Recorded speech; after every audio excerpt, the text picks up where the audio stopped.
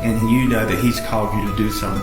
One of the first things that happened in my life is I had a group of people telling me that I wasn't smart enough, that I wasn't educated enough. There will be a group of people in our lives every time to tell you why something can't work.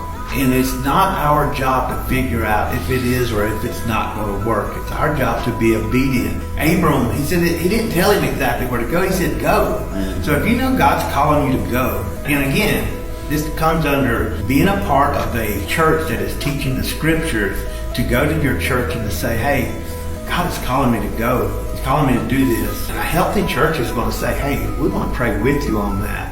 If that church just says no right quick, I think it's okay to ask them, why are you saying no? Because there might be some legitimate reasons that I don't need to go right now.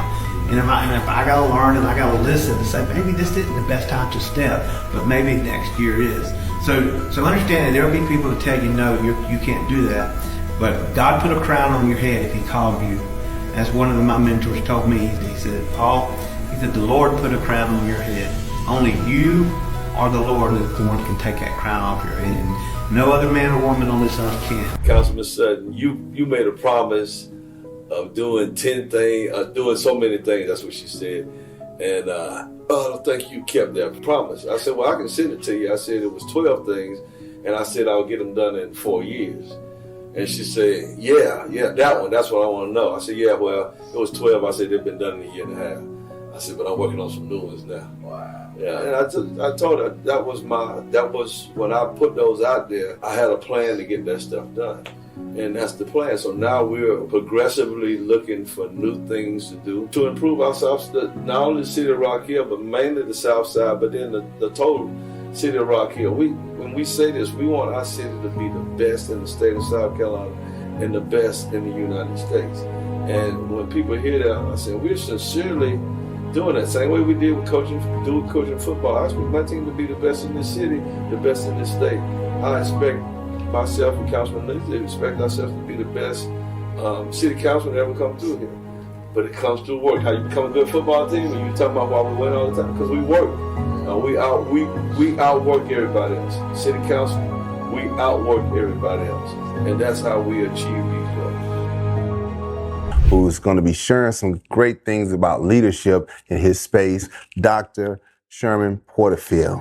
I know he have a few more names, maybe some bishop, archbishop. Sherman Porterfield, I'm excited again to be here in place. One of the things that pushed my mother to leave the South was the Emmett Till murder. Wow. You train them up the right way that when they get older, they won't depart from it. So it allowed me to come back. I thank God for that. Being that we were in a metropolitan city, it gave me exposure to so many different things, to things that sustained me when I went my way, because I knew how to pray and I still had that relationship. Man, we both got something very much in common. I was born myself in New York. Okay. Jamaica, Queens. All right. But my mother's from here, Rock Hill. Right. So when she was 18, she moved to New York. Okay. And that helped you to see and learn different cultures and see things. Now that you're here, and you will see life a lot faster and move a lot faster. Well, let's talk about it. Nothing so good. Wow, Steve. See, I'm digging. I've been in the South for a while. I consider South Carolina my home. Okay. Love South Carolina. Our ancestors were slaves for over 400 years. When you think about what we as a people have gone through, and yet today, 2023, we still have yet to receive reparations. And we as African descendants have yet to receive reparations. So, growing up as a young man and going to public school in New York because of this organization and the work of this organization and fighting for civil rights, fighting for fair living and a fair wage and voting rights. Yes. Because of that, I became a gang member. I started a gang. And the perspective was just for protection. But my first marriage, I was married at 20 years of age. And when you think you're grown, you're really not grown. Just because you're over the age of 18 does not make you grown. Just because you can produce a seed does not make you grown. Just because you're able to perhaps pay your own rent really doesn't make you grown. Not just a speaker, but a doer. Not just a doer, but someone that is a live example. I was not old enough to touch Dr. King. I was not old enough to touch these people. But these people today can touch you, and you have to operate in order to be successful. In order to interact with them, you have to spend time and have a relationship with them. He was the first African American to open up a car dealership in South Carolina, and his name is Larry Wright. And Mr. Wright taught me the principles of winning. To be successful in life is to write it down. And he basically was saying, write the vision and make it plain. He says, when you have that outline, no matter what comes, no matter what distractions happen, you can always go back to your outline.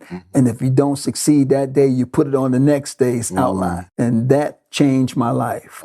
I'm always excited about building people up. If I meet people, I'm encouraged for those few minutes. I have the elevator approach, the selling approach. Of these next 20 seconds is to build them up, not tear them down. I mean, I'm a native Charlottean. And Charlotte, some watching this may know that it's a very transient city. It's one of the top cities right now in the U.S. that people are moving in and out of.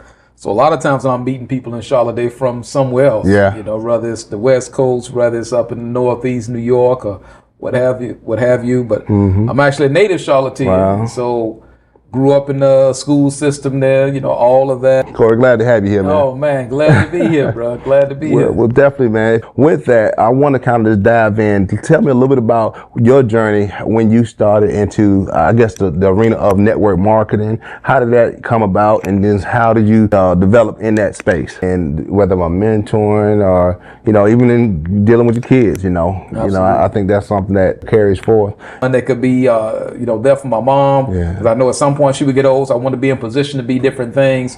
So that's what kind of led me down the road. And good thing, friends, associations. I was with one of my friends that introduced me to business, and that's pretty much what started the road. I've been blessed to be able to do. Routine is so important. Having a routine, having some type of routine, something that you're doing.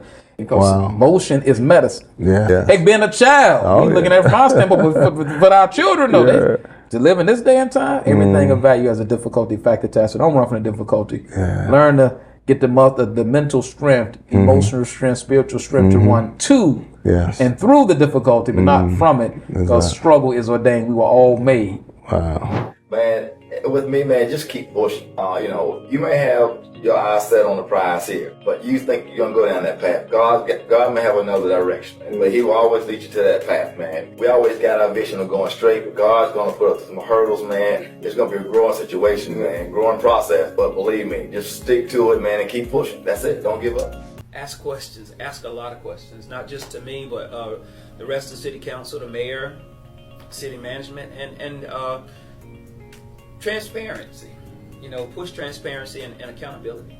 You know, and that way, when you're holding the city accountable, you're holding the school board accountable, you're holding the county council accountable, your state representatives and your federal representatives. Hold everybody accountable. You know, for what they say they're going to do, and if they aren't doing anything, then you probably need to vote somebody else in. Coach, we got on city council and said we want to go down in history to the best 2 city councilmen ever in the city of Rock Hill. But the only way to do that is work. And so we put the work in, man. I'm going to tell you, be some days, and we help each other out. It'd be some days like, man, I do not feel like going. It's, man, we got to go, man. We got to go. Vice versa. Like, man, I don't want to go there. Man, we got to go. And so the future is bright. Everything is growing. We're going to get those things that they told us we couldn't get before. We're gonna make some people in the trenches way before you guys stepped into this season. So both of y'all, like I said, I thought I was a hard worker, but you guys y'all different. So the legacy would be that when we leave here, they'll say, you know what? They transformed the south side of Rock Hill and made it the best place to be, and not just citywide, statewide. Right. I'm gonna take that same approach to the next chapter. Leadership is all about influence. So if leadership is about influence, I don't need just to have a title to be influential, because the one who spoke his name used his influence to rise somebody else up.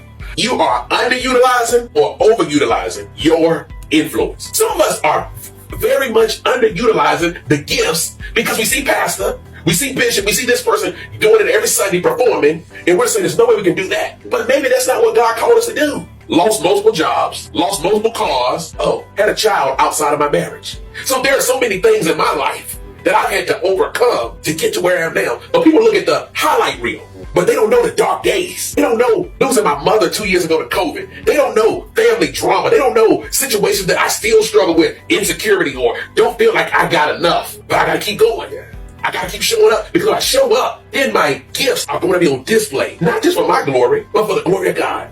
I am particular about where I serve at in a local church. Because here's the thing, not all local churches have the same message or same vision. So I still serve in the local church. I also serve in the schools, okay? Anytime a school will reach out to me, I'll go in and talk to the students, give them a little of my story. Another place that I serve, in the marketplace, or my 9 to 5, as I'm helping my employer accomplish goals. We're doing an exchange here. I serve in my community, any chance that I get. I serve in the homeless shelters. I'm on the board of directors of a local homeless shelter.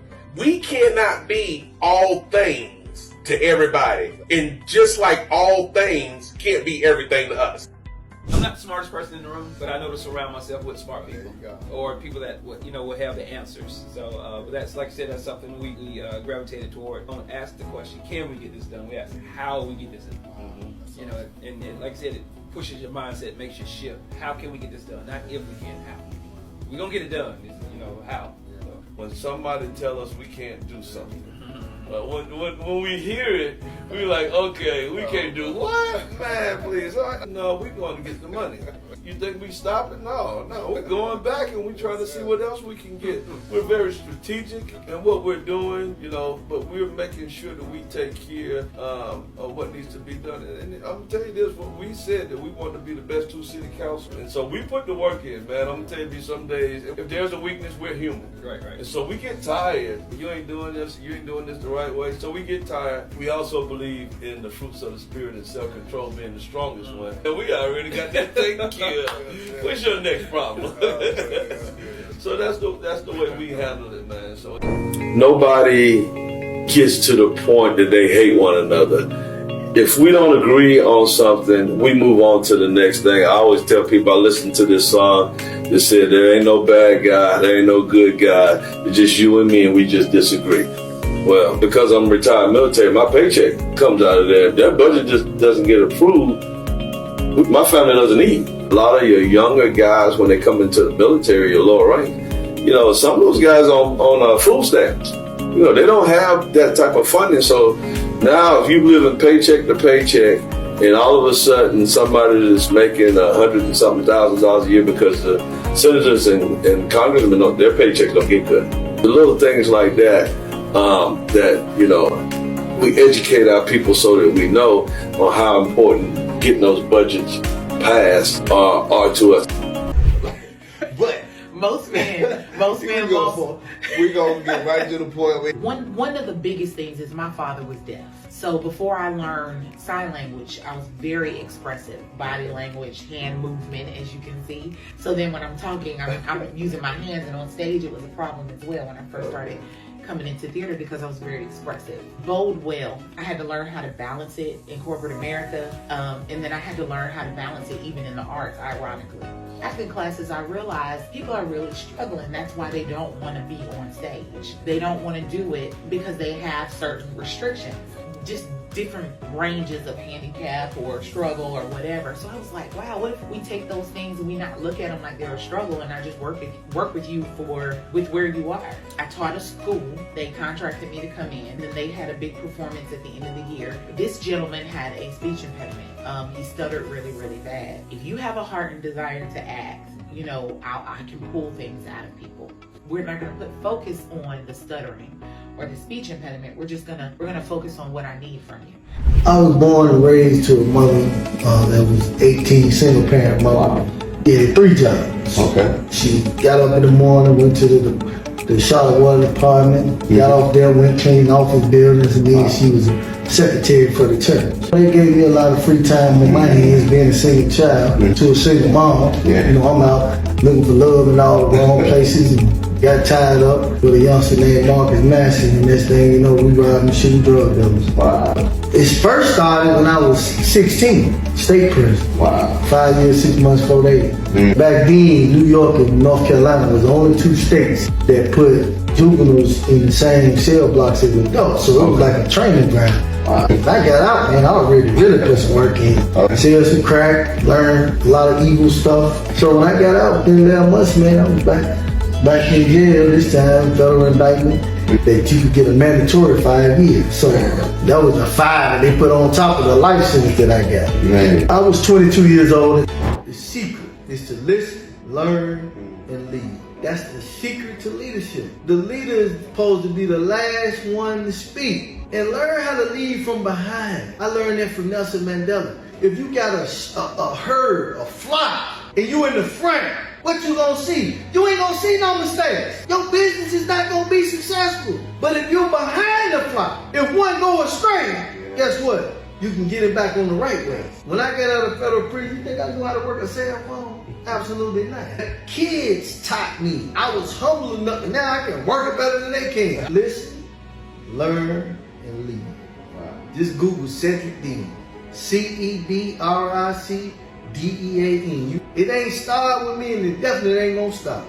And that's what it is, y'all. The future. Exactly what led to this work now, right? For me, again, I was kind of pathed down the road of going into the education system. But as we can see, especially within a lot of communities of color,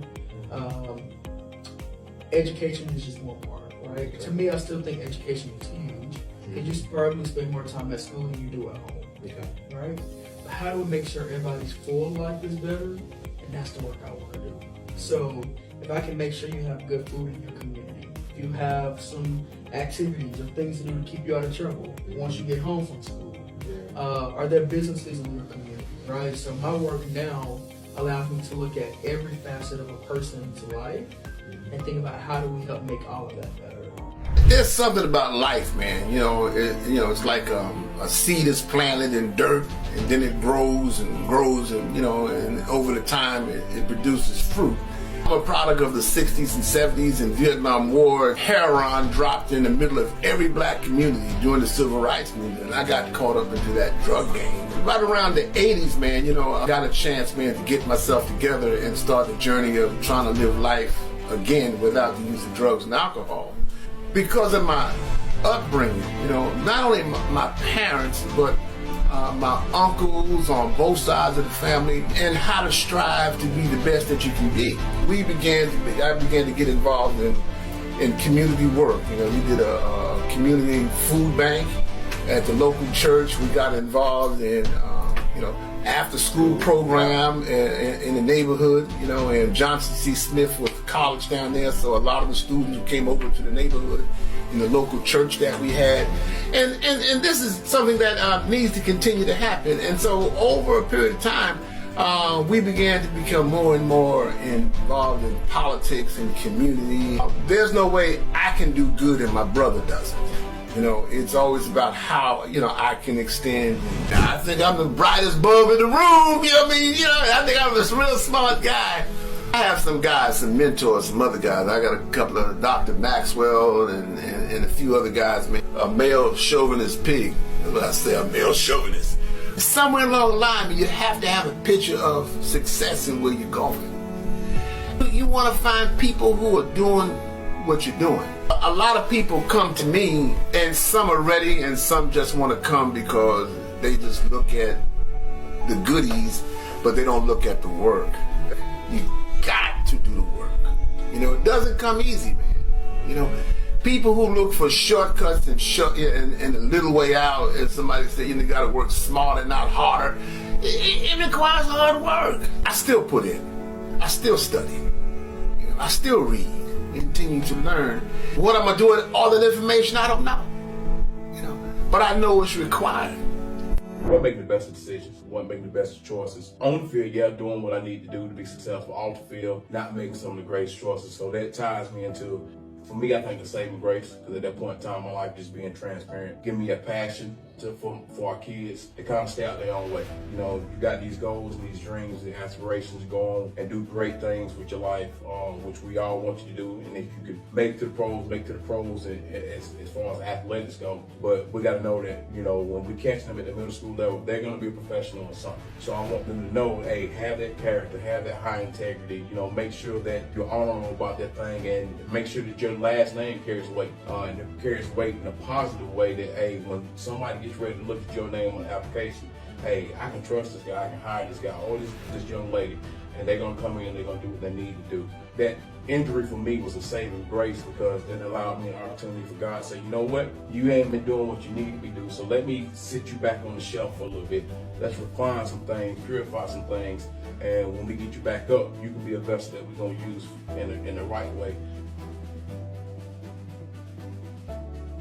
Councilman Sutton, you made a promise of doing 10 things, doing so many things, that's what she said. And I don't think you kept that promise. I said, well, I can send it to you. I said it was 12 things, and I said I'll get them done in 4 years. And she said, yeah, that one, that's what I want to know. I said, yeah, well, it was 12. I said, they've been done in a year and a half. I said, but I'm working on some new ones now. Wow. Yeah, and I told her that was when I put those out there, I had a plan to get that stuff done. And that's the plan. So now we're progressively looking for new things to do to improve ourselves, not only the city of Rock Hill, but mainly the south side, but then the total city of Rock Hill. When we say this, we want our city to be the best in the state of South Carolina and the best in the United States. And when people hear that, I say, we're sincerely doing that. Same way we did with coaching football. I expect my team to be the best in this city, the best in this state. I expect myself and Councilman Lindsay expect ourselves to be the best city councilman that ever come through here. But it comes through work. How you become a good football team? And you talking about why we win all the time? Because we work. We outwork everybody else. City council, we outwork everybody else. And that's how we achieve